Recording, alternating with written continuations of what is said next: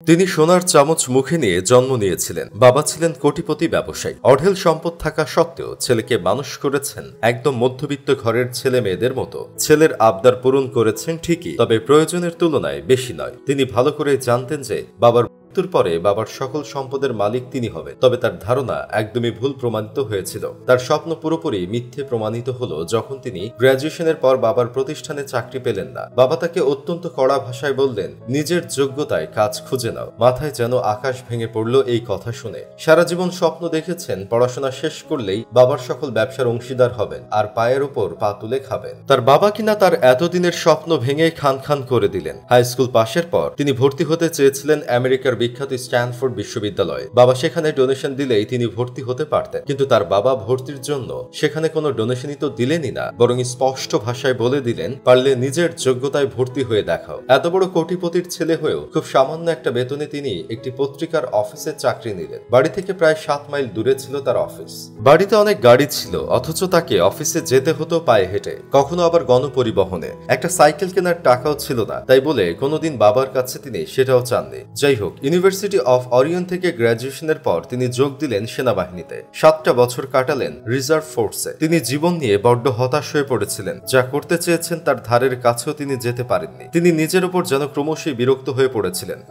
তার কথা ভেবেছেন কয়েকবার। নিজের মনের সাথে লড়াই করে নিজেকে আবার উদ্দীপ্ত করে তুলেছেন নতুন উদ্যমে। আর্মিতে থাকা অবস্থাতেই স্ট্যানফোর্ড বিশ্ববিদ্যালয়ের ব্যবসা শিক্ষায় মাস্টার্স করার জন্য তিনি প্রস্তুতি নিয়েছিলেন। আর এরই ধারাবাহিকতায় দীর্ঘ 7 বছর বিরতির পর সুযোগ হয়ে গেল তার স্বপ্নের বিশ্ববিদ্যালয়ে পড়বার। স্ট্যানফোর্ড থেকে মাস্টার্স করার পর আর চাকরির পেছনে ছুটে জুতার তলা ক্ষয় করতে হয়নি তার মাথার ভেতরে তখন চাকরি না, বরং নতুন নতুন আইডিয়া ঘুরছিল। স্ট্যানফোর্ডে পড়া অবস্থায় হাত খরচের জন্য এক বন্ধুর সাথে জুতার কারখানায় পার্ট টাইম কাজ করতেন। জুতার ব্যবসার সবকিছু না জানলেও ভালোই আইডিয়া ছিল এই জগৎ নিয়ে। তিনি জানতে পেরেছিলেন জাপানের তৈরি জুতার কোয়ালিটি নাকি বেশ ভালো, কিন্তু আমেরিকায় যেসব জুতা বিক্রি হয় তার প্রায় সবই জার্মানিতে তৈরি। তিনি আর কিছু চিন্তা না করেই উড়াল দিলেন জাপানে। সোজা চলে গেলেন জাপানের কোব শহরে। সেখানে টাইগার ব্র্যান্ড নামের একটা কোম্পানি অত্যন্ত কম দামে খুব টেকসই জুতা বানাচ্ছে।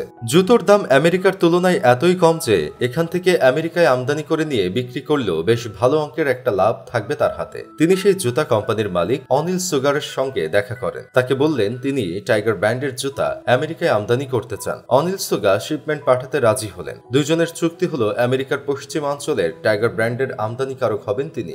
জাপান থেকে ফেরার সময় জুতার কিছু স্যাম্পল নিজের সঙ্গে আমেরিকায় নিয়ে এলেন তিনি। দেখালেন তার বন্ধুকে। তার বন্ধু সেই জুতার কোয়ালিটি দেখে এবং দাম শুনে তিনি এতটাই অভিভূত হলেন যে তিনি পার্টনার হতে রাজি হয়ে গেলেন। এর কিছুদিন পরেই তার হাত ধরে জন্ম হলো ব্লু রিবন স্পোর্টস নামের একটা কোম্পানির। এই ব্লু রিবন স্পোর্টসকেই আমরা এখন নাইকি নামে চিনি। বিশ্বের সর্ববৃহৎ জুতা প্রস্তুতকারী প্রতিষ্ঠান, যেখানে হাজার হাজার কর্মচারী কাজ করে। নাইকির জন্ম হয়েছিল যে মানুষটির হাত ধরে, তিনি হলেন ফিলিপ নাইট, যিনি কোটিপতি বাবার সন্তান হওয়া সত্ত্বেও ছেঁড়া জুতো পরে একসময় স্কুলে যেতেন। আর আজকে তিনি বিশ্বের শীর্ষ ধনীদের একজন। প্রায় $25 বিলিয়ন বেশি তার সম্পত্তি। যে স্ট্যানফোর্ডে ডোনেশন না দিয়ে ভর্তি হতে পারেননি, সেখানে তিনি এ পর্যন্ত প্রায় $700 মিলিয়ন বেশি দান করেছেন। যদি সেদিন তার বাবা তার প্রতি কঠোর না হতেন, তাহলে তিনি আজ কোনোদিন পৃথিবীর অন্যতম সেরা প্রতিষ্ঠানের মালিক কখনোই হতে পারতেন না।